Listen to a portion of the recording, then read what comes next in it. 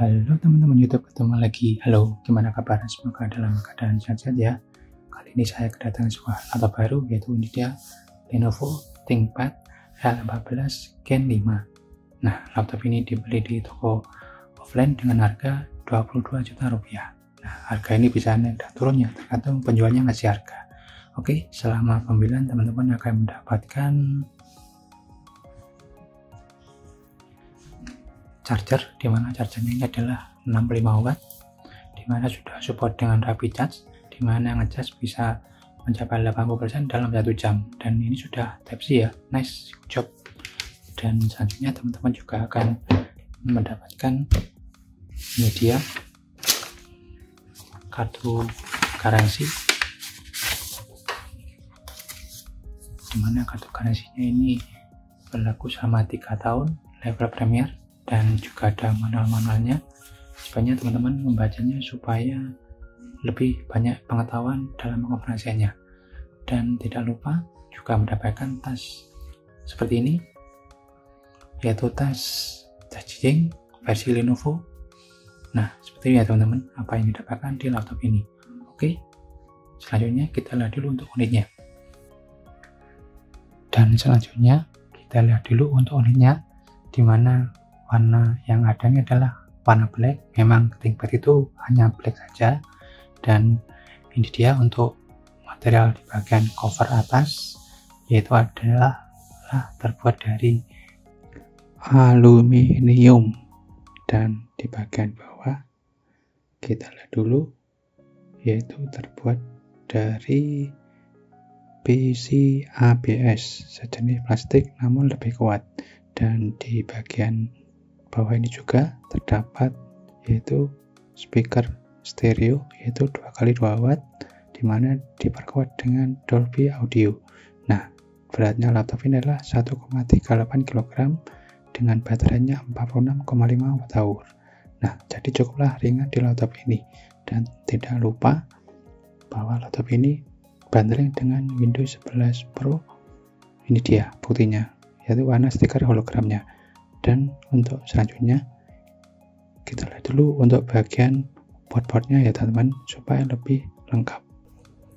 Sedangkan port di sebelah kiri, yang pertama ada Ethernet LAN RJ45 gigabit, kemudian ada 2 kali Thunderbolt 4, kemudian ada HDMI, dan kemudian ada USB Type A always on, dimana punya kecepatan 5 GB per second.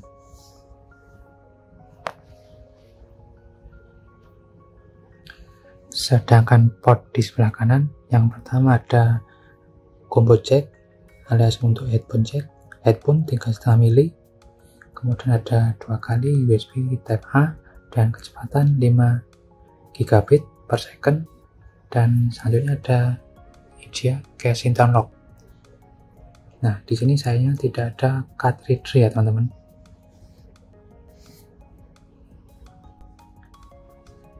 Dan selanjutnya bahwa laptop ini tidak bisa dibuka dengan satu tangan. Nah, seperti ini. Jadi harus pakai 2 tangan. Seperti ini. Ya, seperti itu teman-teman. Jadi harus pakai 2 tangan. Dan selanjutnya saya nyalakan bahwa terdapat tombol on off di bagian pojok kanan. Kemudian terdapat tombol on off ini ada fingerprintnya. Nah, jadi hal ini adalah digunakan untuk security ya teman-teman, untuk fingerprintnya ini yang ada di tombol on off nya ini. Oke, untuk beralih ke keyboardnya ini chiclet full size dengan backlightnya 2 kali tingkat kecerahan dengan warna putih, dimana ada 6 row dengan spill resistant, dengan multimedia function key, dan ada namanya tombol Copilot hotkey-nya. Ya, ada di sini. Oke, Copilot hotkey ada digunakan untuk tombol AI ya teman-teman. Jadi sangatlah bagus. Nah, seperti itu teman-teman, bahwa ini memang digunakan untuk produktivitas teman-teman semua. Dan tidak lupa ada namanya ultra navigasi, yaitu track point pointing device. Ini dia, dimana double tap untuk membuka track point di quick menu-nya. Dan tidak lupa untuk touchpad-nya adalah touchpad Mirror Surface dengan multitask, dimana punya ukuran 60 x 115 mm atau 2,3 x 4,5 inch. Ini dia ukurannya ini. Dan untuk layarnya mempunyai ukuran 14 inch dengan resolusinya WUSGA, yaitu 1910 x 1260 Hz, dengan panelnya IPS dengan tingkat kecerahannya adalah 400 nit dengan 45% SCNC. Dan tidak lupa bahwa layarnya ini bisa dibuat tegak lurus seperti ini. Oke, nice, good job. Tidak lupa di bagian atas ada webcam, dimana di sini sebesar 5 megapiksel, dimana dengan IR discrete untuk Windows Hello. Nah, seperti itu teman-teman. Dan tidak lupa ada privacy shutter untuk menjaga privasi teman-teman dan security, dimana kamera ini adalah fix focus ya teman-teman, dan ada temporal noise reduction, jadi akan tidak berisik. Dan tidak lupa di sini ada dual mic array ya teman-teman, supaya suara teman-teman semakin jelas. Nah, bagus, nice, good job. Dan selanjutnya untuk melihat komponen-komponennya, kita kembali ke screen recording supaya teman-teman semakin jelas. Oke.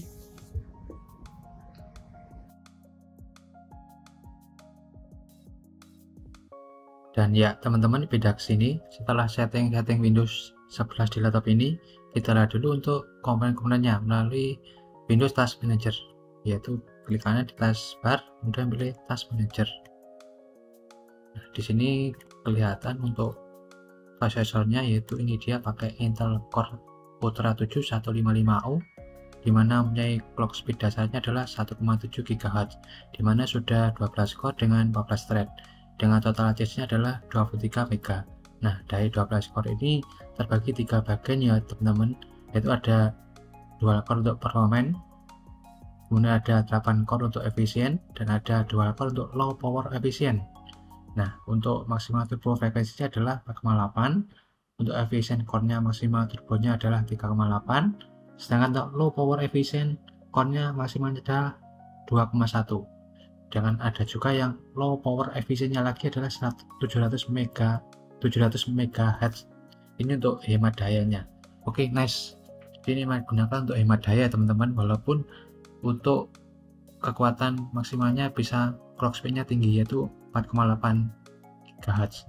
Nah, sedangkan untuk memorinya ini dia sudah DDR5 5600 16 GB, dimana ini masih bisa ditambahkan slot lagi karena masih ada slot yang kosong, dimana untuk maksimalnya adalah 64 GB, dimana hal ini yang tersedia RAM yang ada di pasarnya teman-teman. Kemudian untuk SSD nya ini dia pakai Skylink, dimana sudah 1 tera, dan saya tadi sudah cek untuk kecepatannya, ini dia hasilnya pakai Crystal Smart. Kecepatan read-nya 4991 MB per second, untuk overhead-nya 4688 MB per second. Lumayan cukup kencang ya teman-teman, karena sudah Gen 4. Dan untuk WiFi-nya ini dia sudah pakai Wi-Fi 6 dengan Bluetooth-nya 5.2. Dan kemudian untuk ini dia ada NPU-nya, yaitu Intel AI Boost, dimana digunakan untuk kegiatan teman, yaitu pakai Artificial Intelligence, dimana akan lebih cepat karena memang digunakan untuk efektivitas dan kreativitas teman-teman dalam hal AI. Dan ini dia untuk GPU-nya, yaitu pakai Intel Graphics, dimana memang untuk CPU ini Ultra 7 atau 55U tidak ada namanya Intel Arc, jadi hanya Intel Graphics, walaupun sudah dual channel RAM-nya, jadi tidak ada Intel Arc ya teman-teman. Memang digunakan untuk kegiatan selain gaming. Nah, itu dia teman. Dan untuk selanjutnya, fitur-fitur yang lain dari laptop ini adalah Lenovo Vintage. Nah, Lenovo Vintage ini teman-teman bisa mengaturnya untuk kegiatan manajemennya di sini. Nah, seperti ini, atau yang kegiatan yang lainnya, supaya teman-teman bisa memberikan kustomisasi tersendiri di laptop ini. Jadi bagus, nice, good job. Dan untuk selanjutnya, laptop ini hanya dilengkapi dengan dia Windows Pro, yaitu Windows 10 atau Windows 11 Pro. Jadi teman-teman tidak perlu beli lagi lisensinya, namun sayangnya tidak dibekali dengan Microsoft Office bawahnya teman-teman, jadi tidak ada. Jadi teman-teman harus membeli lagi, walaupun sebenarnya kalau untuk perkantoran memang biasanya sudah mempunyai lisensi tersendiri, sehingga tidak perlu membeli lagi bawaannya, karena memang kalau sudah bawaannya ini biasanya akan menambah biaya. Nah, jadi yang lebih baik sudah ada lisensi dari kantor, seperti itu biasanya. Dan untuk selanjutnya ini dia teman-teman, untuk lebih detailnya lagi saya tadi sudah pakai gestal ini hardware info, ini dia. Nah, ini dia teman-teman hardware info dari komponen laptop ini, yaitu ini dia lebih supaya lebih lengkap. Ini dia Intel Core i7 Ultra 7 155U, ini dia. Kemudian ini dia untuk RAM-nya 16 GB. Kemudian ini untuk GPU-nya Intel Graphics. Dan untuk selanjutnya kita lihat dulu untuk sensor zoom-nya ya teman-teman. Nah, di sini akan kelihatan dari kinerja prosesornya. Nah, ini dia. Nah, di sini teman-teman bisa melihat nih untuk sensor dari temperaturnya. Ini kelihatan temperaturnya adalah 51 derajat, car-nya dan minimumnya adalah 48 dan maksimumnya adalah 55. Nah, ini dia. Jadi teman-teman bisa melihat untuk core temperaturnya kelihatan di sini. Dan ini CPU package-nya di sini sensornya. Nah, ini dia. Jadi teman-teman bisa melihatnya di sini untuk suhunya. Baiklah teman-teman, untuk selanjutnya kita kembali ke kamera. Sedangkan pilihan upgrade di laptop ini yang pertama adalah RAM. Di sini terdapat 2 slot RAM, di mana per slotnya adalah support dengan 32 GB DDR5 5600, sehingga total maksimal untuk RAM-nya adalah 64 GB. Yang terpasang di sini adalah 16 GB DDR5 5600. Kemudian yang kedua, mengganti SSD yang sudah terpasang dengan kapasitas lebih besar, yaitu maksimalnya 2 TB dengan Gen 4. Nah, jadi tidak support dengan dual storage ya teman-teman. Kemudian yang ketiga, bisa menambahkan namanya slot WWAN di mana masih kosong. Di sini untuk memasang SIM card-nya.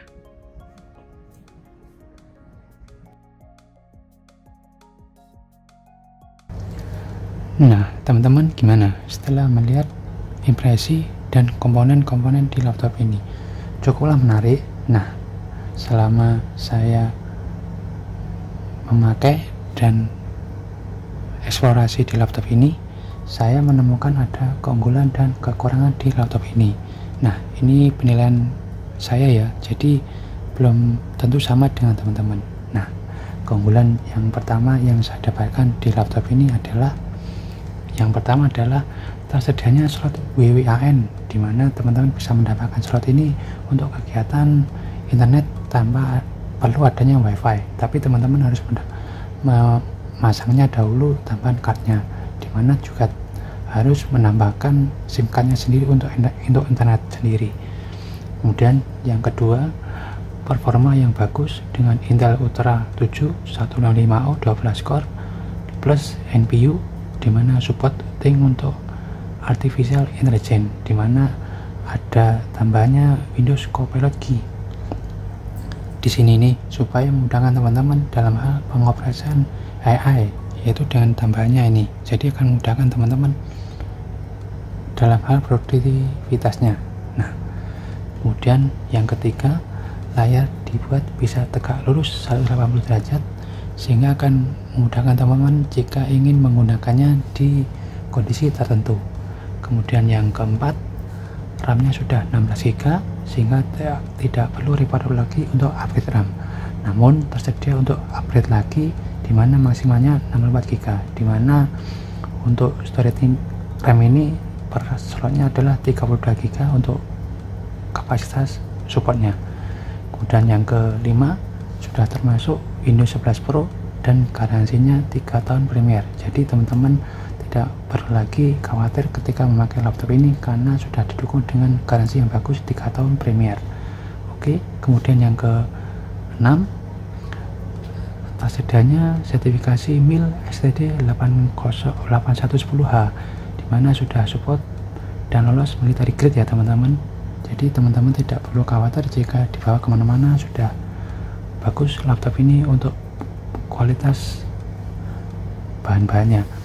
Dan tidak lupa support rapid charge dimana bisa ngecas 80% bisa ditempuh dalam 1 jam.